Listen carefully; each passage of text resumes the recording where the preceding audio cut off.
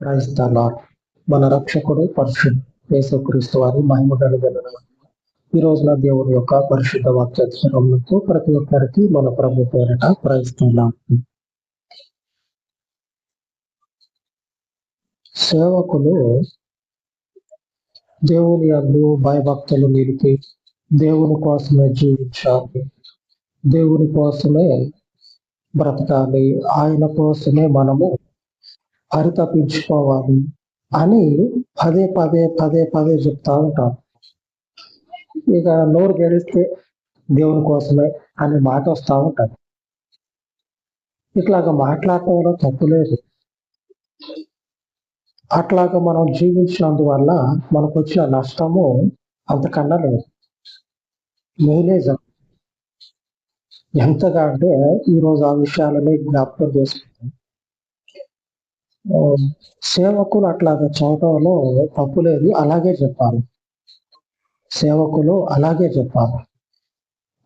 మరొకటి, వేరే దైవముల యొక్క ఆ మనుషులు వారి దైవాల యొక్క ఇంత ఇదిగా ఉంటారో ఉండరో మనకు తెలియదు, కానీ క్రీస్తుని వెంబడించేటువంటి వారికి అలాగనే పూర్వం ఉన్నటువంటి పితరులైనటువంటి వారు ఇదే భయభక్తులు కలిగి ఇంతటి విశ్వాసము ప్రేమ దేవుని మీద కనపరిచి వారు శ్వాస తీసుకున్న శ్వాస వదిలిన ఆయన కొరకే జీవించినట్లు కనపడుతుంది. అలాగనే జీవించారు. మనము కూడా అలాగనే జీవించాలని సేవకులు చెప్పడంలో తప్పులేదు. నిజానికి చెప్పాలంటే మనము కూడా అలాగనే జీవించాలి. ఎప్పుడు ఇక దేవుని గురించినటువంటి ధ్యానమే, ఆయనను గురించినటువంటి విషయమే, ఆయనను గూర్చినటువంటి ఆలోచనయే, ఆయనను గూర్చినటువంటి నిరీక్షణయే.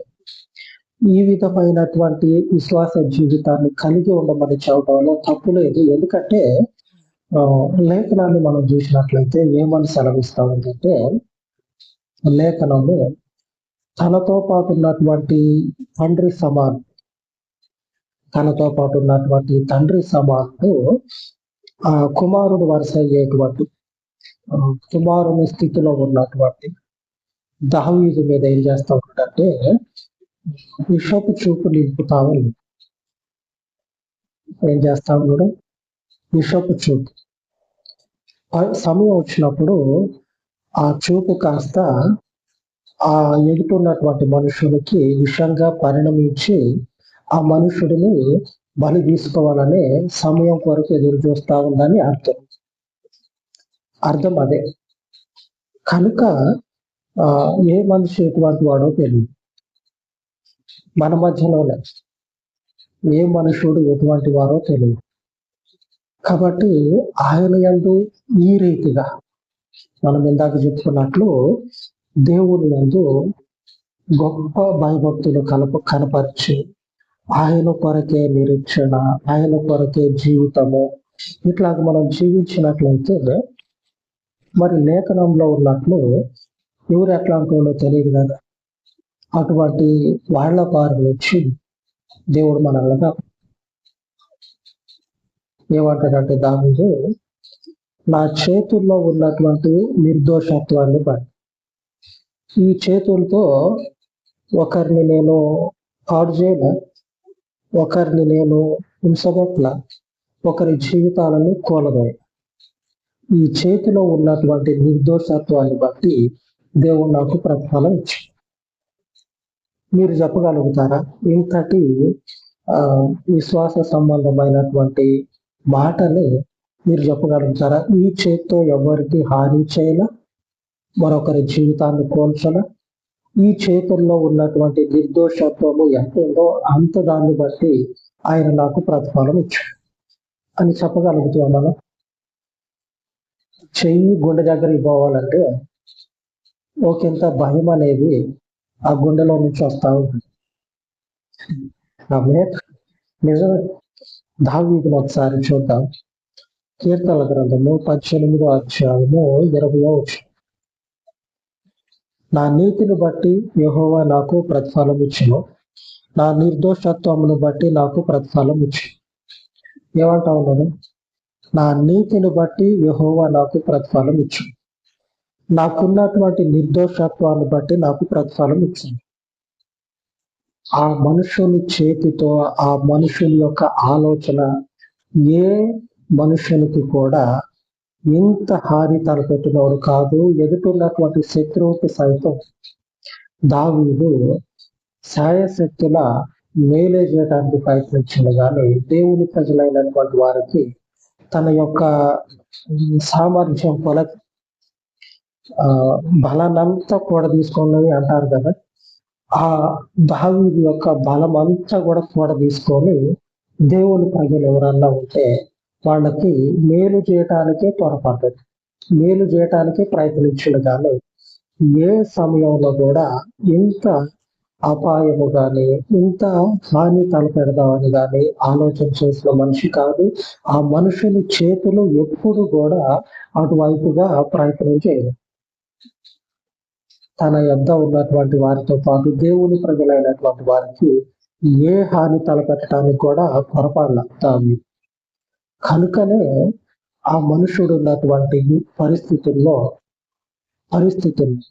దేవుడు ఏం చేస్తా ఉన్నాడంటే సహకారిగా ఉంటాం. ఇది అంటారు కదా, శత్రువు అనేటువంటి వాడు ఎక్కడున్నా సరే వాని గుట్టుని విప్పవచ్చు, తెలుసుకోండి.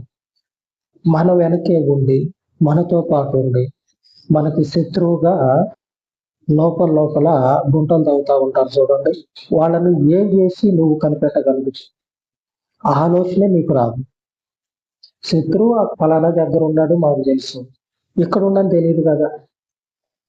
ఫలానా దగ్గర ఉన్నప్పుడు ఆ మనుషుల యొక్క దినచర్య ఏంది, వాడు ఏం చేస్తా ఉన్నాడో, ఎట్లాగా మన గురించి ఆలోచన చేస్తావు, ఏమన్నా ఊరు పెడతా ఉన్నాడా మన గురించి అని మనుషుల్ని పెట్టి సమాచారాన్ని అంతా తెప్పించుకుంటాం.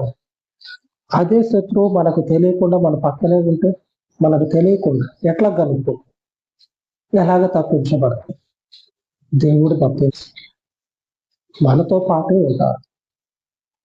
ఆ సమయంలో మనకున్నటువంటి భయభక్తులు ఉన్నాయి చూడండి. దేవునికి స్తోత్రం కలుగును కాక.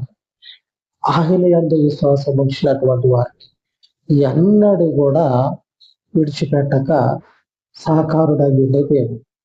ఆయనకు స్తోత్రం. చూద్దాం. మొదటి సమూయేలు గ్రంథము 18వ అధ్యాయము 9వ వచనం. కాబట్టి నాట నుండి సౌలు దావీదు మీద విషపు చూపు నిలిపాడు. ఎప్పటి నుంచి?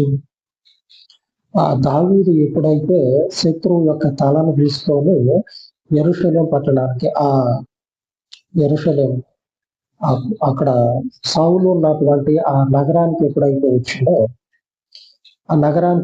వచ్చిందో సౌలు దావీదును చూసి, దావీదుకి వస్తున్నటువంటి ఆ ఘనతను చూసి, అక్కడ ఉన్నటువంటి వాళ్ళందరూ కూడా దావీదును పొగుడుతా ఉంటే మనిషి జీర్ణించుకోలేకపోతా ఉంటాడు. ఆ రోజు నుంచి సౌలు యొక్క విషపు చూపు దావీదు మీద నిలబడ్డ.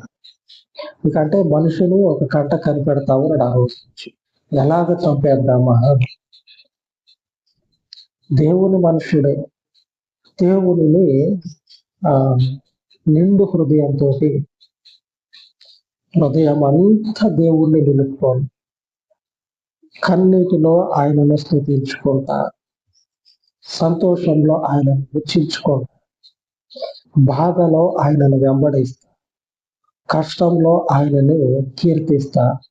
ఇట్లాగా దావీదు దేవుణ్ణి వెంబడిస్తా ఉంటే దేవుని యొక్క కనికరం అనేది ఆ బలవంతుని కంటి చూపు నుంచి, విషపు చూపు నుంచి తప్పించబడతా ఉంది.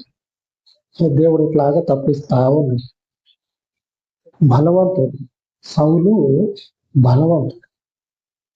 ఎంతటి బలవంతుడు అంటే సౌలు ఒక ఆలోచన చేసి వాడి మీదకు పోదామా అంటే పోయింది అనుకోండి, వచ్చేటప్పుడు వాడి తల తీసుకొనే వస్తుంది, ఒట్టి చేతులతో రావు. దేవుడు అభిషిక్తుడు కదా. అంతటి బలవంతుడు ఈ దావీదు మీద విషపు చూపు నిలిపితే ఎలాగ తప్పించబడుతుంది ఆలోచించేయాలి. దావీదు ఎలాగ తప్పించబడుతుంది? దేవుడే తప్పించాడు. మరి దేవుడు ఊరక తప్పిస్తాడా? ఎంతటి విశ్వాసము ఆయన మీద కనపరచాలి. హృదయము ఎంతగా దేవుని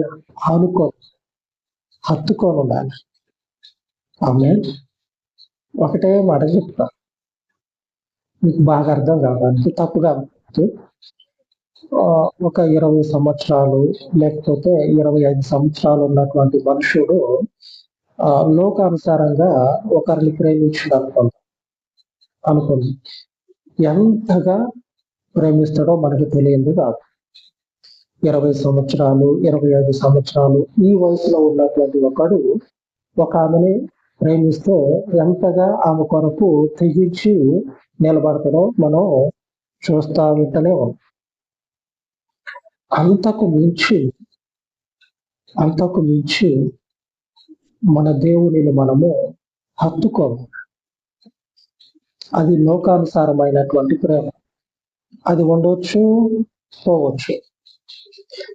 నేను ఎందుకు చెప్తున్నా అంటే, ఈ ఉదాహరణ మనము అంతకు మించి మన ప్రభువుని హత్తుకోవాలి.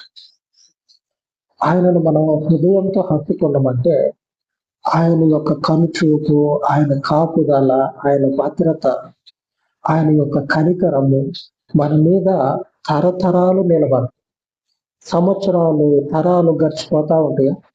ఆయన కనికరము మన మీద ఎప్పటికీ ఉంటుంది. అన్ని రోజులు ఒకలాగా లేవు కదా. వేల సంవత్సరాలు గడిచిపోతా ఉంటే మనుషుడు రాక్షసుడిలాగా, జంతువులాగా మారిపోతా ఉన్నాడు.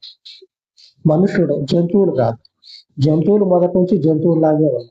మనుషుడు ఒకనొక సందర్భంలో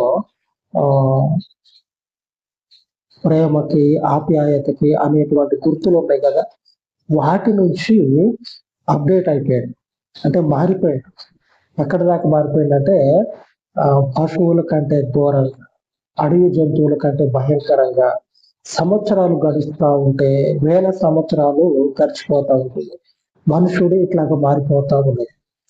ఇంతటి భయంకరమైన పరిస్థితుల్లో దేవుని కనికరం మన మీద ఉంటే మనము క్షేమంగా, అంతగా మనము దేవుణ్ణి హత్తుకోవాలి. ఆమె తర్వాత వచ్చిన చూసినట్లయితే ఎక్కడంటే 11-12 వచనాలు చదువుదాం. దావీదు మునుపటి లాగున వీణ చేత పట్టుకొని వాయించను. ఒకప్పుడు 11వ వచనం నుంచి, ఒకప్పుడు సౌలు చేతిలో ఒక ఈట ఉండగా దావీదును పొడిచి గోడకు బిగించదును అనుకొని సౌలు ఆ ఈటను విసిరను. అయితే అది తగలకుండా దావీదు 2 మార్లు తప్పించుకొని. బలవంతుడు అని చెప్పి అన్నా కదా ఇందాక. ఆ బలవంతుడు ఈటను తీసుకొని దావీదు కేసి విసిరితే 2 సార్లు దావీదు ఆ అపాయం నుంచి తప్పించుకున్నాడు. 2 మార్లు అపాయం నుంచి తప్పించబడ్డాడు. సౌలు ఉద్దేశం ఏందో తెలుసా? దావీదు ఆడు నిలబడి వీణ వాయిస్తా ఉంటాడు కదా, సౌలు మీద ఉన్నటువంటి దురాత్మ పోవాలని. ఆ ఈట తీసుకొని ఆ వీణ వాయించేటువంటి దావీదుకి పొడిస్తే సౌలు ఆ ఉద్దేశం, సౌలు బలం కూడా మీకు అర్థం కావాలి. ఆ ఈట తీసుకొని దావీదుకి అట్లా విసిరితే సౌలు ఉద్దేశం ఏంటంటే ఆ ఈట దావీదుకు గుచ్చుకొని ఆ ఈట అట్లాగా పోయి పక్కన ఉన్నటువంటి గోడకి ఆ ఈట గుచ్చుకోవాలి. సౌలు ఉద్దేశం అది. అంటే ఎంతటి బలవంతుడో, ఎంతటి గురి కలిగినటువంటి వ్యక్తో, యుద్ధంలో ఎంతటి ఆరితేరిన బలగాడో చూడండి. దేవుని అభిషేకము సౌలు మీద ఎంత ఉందో చూడండి. అందుకే సౌలు ఎక్కడికి పోయినా సరే వచ్చేటప్పుడు శత్రువు యొక్క తలను తీసుకొని వచ్చేటోడు. సౌలు ఎక్కడికి పోయినా సరే వచ్చేటప్పుడు ఆ శత్రువు దేశాలని నాశనం చేసి జయంతో ఇంటికి వచ్చి, దేవుని అభిషేకం ఉంది కదా. అభిషేకం ఉన్నటువంటి మనుషుడు ఎక్కడ ఓడిపోతాడో ఓడిపోడు. అటువంటి మనుషుడే ఈ దావీదు విషయంలోకి వచ్చాకే ఓడిపోయింది. 2 సార్లు ఏటు విసిరితే 2 మాటలు తప్పించుకున్నాం. మీకు అర్థమైపోయింది పరిస్థితి. ఏమర్థమైంది? దేవుడు దావీదుకి తోడుగా ఉన్నాడు. దావీదుకి దేవుడు తోడైగా. సౌలుకు మించినటువంటి మనుషుడు వచ్చినా సరే దావీదుని ఏమీ చేయలేదు. ఎందుకంటే దావీదు మీద దేవుని కనికరం ఉంది. ఈ రోజున దేవుడు మనకు వాగ్దానం చేస్తా ఉన్నాడు. 118వ కీర్తన 7వ వచనం, యెహోవా నా పక్షము వహించి నాకు సహకారి అయి ఉన్నాడు. ఏంటంట? దేవుడు మన పక్షంగా మనకు సహాయం చేసే దేవుడు అయ్యి ఉన్నాడు. ఎప్పుడు సహాయం చేస్తాడు? కాలర్ ఎగరేసి ఇట్లాగా నుదుటి మీద ప్రైజ్ లాటని రాసుకోవాలి. ఇక రోడ్ల వెంబడి తిరిగితే దేవుడు తోడ ఉంటాడు. ఆయన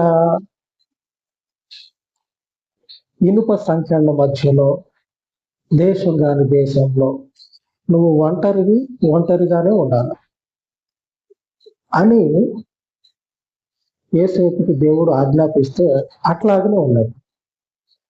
అలాగా ఎవరికి ఏ స్థితిలో ఆయన కృపను చూపి నిలిపిండో ఆ స్థితిలో మనము నిలబడి చేతలకి నీతిని నిర్దోషత్వాన్ని కలిగి ఏ మనుషుడిని కూడా ఏ కుటుంబాన్ని కూడా కూల్చకుండా తప్పుడు మార్గాల్లోనికి నడిపించకుండా నా నీతిని బట్టి ఆయన నాకు ప్రతిఫలం ఇస్తాము.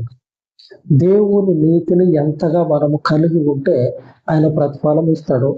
ఎంతగా నిర్దోషత్వాన్ని దేవుని మీద నిరూపించుకుంటే ఆ బలవంతుని నుంచి మనల్ని కాపాడుతుంది, మనకి సహకారంగా ఉంటాడు. జ్ఞాపకం ఉంచుకోండి. ఆయన యొక్క మార్గంలో ఆయనను నిండా హత్తుకోవాలి.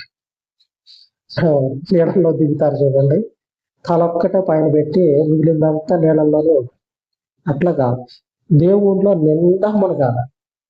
చూస్తే వీడు ఎటుపోయిండు, కనీసం జుట్టు కూడా కనపడట్లేదు. ఇక్కడ మునిగి అక్కడెక్కడో తేలుతారంటారు చూడండి. అట్లాగా దేవుడిలో నిండా మనము ఆయనలో మనము జీవించాలి. పూర్తిగా నిండా ఆయనతో పాటు మనము నడవాలి. నాకు అవకాశం ఉన్నా సరే లేదు ఆయన మాటే కట్టుబడి. ఏసేపు చెరసాల నుంచి బయటకు వచ్చిన తర్వాత మా అమ్మ, మా అక్కలు, మా తమ్ముళ్ళని ఇంటి పాట పట్టిందా? అట్లా ఆయన ఉద్దేశం ఏంది? వాళ్ళు రావాలి, నేను పోకూడదు, వాళ్ళు రావాలి. దర్శనం ఏంది? వాళ్ళు వస్తారు. ఆమె హత్తుకోవాలి మన దేవుడు. ఆయన మనకి సహకారుడు అయితే. మీకు ఇంకో విషయం తెలియాలి. ఏసేపు గనక అట్లాగా మా అమ్మ అని పోయినట్లయితే, నా తండ్రి అని పోయినట్లయితే వాళ్ళు ఆకలితో అలమటించేటువంటి వాడు. ఎందుకంటే వాళ్ళు వచ్చే సమయానికి తినటానికి తిండి గింజలు. మరి ఎట్లా? అడిగి పోతేనే మనకి రోజు గడిచి, రోజు అంటే ఇల్లుగా మనకి, మనం ఇప్పుడు 5 ఏళ్ళు నోట్లో పోవాలంటే అడిగి పోతే. అందుకని చెప్పనని యాకోబు ఏం చేస్తుందంటే, మీరు పోండి అని చెప్పనని వాళ్ళని పంపిస్తుంది. పంపించినాక అప్పుడు దేవుని యొక్క మాట నెరవేరుతుంది. ఆయనను పూర్తిగా హత్తుకోవాలి. దావీదు ఎలా హత్తుకున్నాడు? దావీదుకు దేవుడు ఎంత సహకరించి ఆయనను హత్తుకున్నట్లయితే ఆయన కనికరం ఎప్పటికీ మన మీద. అలాగ ప్రార్థించు. సర్వోన్నతుడు అని తండ్రి, ఉదయకాలం మందు మీ దయగలిగిన ప్రారంభంగా ప్రార్థిస్తూ ఉండదు. కనికర సర్వం కూడా కృపగలిగిన పరలోకపు తండ్రి, అనుదినము తండ్రి మాకు సహకారమును మీ పరలోకపు నామమును బట్టి సహాయం దయచేయవాడా. మీ గొప్ప మార్గం అందు తండ్రి, దావీదు వలె, యేసేపు వలె జీవించుటకు నీవు నియమించినటువంటి నీ కట్టుబాట్లకు, నీవు ఏర్పాటు చేసినటువంటి నీ మార్గములకు తండ్రి కట్టుబడి జీవించేటట్లు ప్రతి ఒక్కరిని కూడా బలపరచమని, శక్తి బలములు కలిగిన పరలోకపు తండ్రి శత్రువు అనేటువంటి మనుషుడి నుంచి తప్పించుకున్నటకు మాకు సహాయం చేయవాడవు నీవు. మాతో ఉన్నటువంటి శత్రువులను తండ్రి గుర్తించి వారి నుంచి మాకు రక్షణ అనుగ్రహించేవాడవు నీవు. మీ కాపుదలను దయచేయవాడవు నీవు. కనుక తండ్రి, ఏ మనుషుడు ఏ స్థితిలో మిమ్మల్ని వెంబడిస్తున్నారు అటు మనుషులందరికీ తండ్రి మీ పరలోకపు కనికరమును కుమ్మరింపచేసి నీ నామమును నీ పరిశుద్ధ మార్గమును తండ్రి మనపూర్వకముగా నిండు హృదయముతో తండ్రి నిన్ను హత్తుకొని నీ యొక్క నియమానికి నీ యొక్క పరిశుద్ధ మార్గానికి తండ్రి కట్టుబడి జీవించలాగు వారిని బలపరచడం మీ గొప్ప కావలిలో తండ్రి నిబిడలను వర్ధిల్లచేయమని సమస్త మహిమను మీకు ఆపాదించి యేసు నామమున ప్రార్థించి వేడుకొని చూడాలి తండ్రి. ఆమేన్ ఆమేన్. సర్వోన్నతుడైన మన దేవుని కృప నిత్యము మనకు తోడై ఉండి నడిపించును గాక. ఆమేన్ ఆమేన్.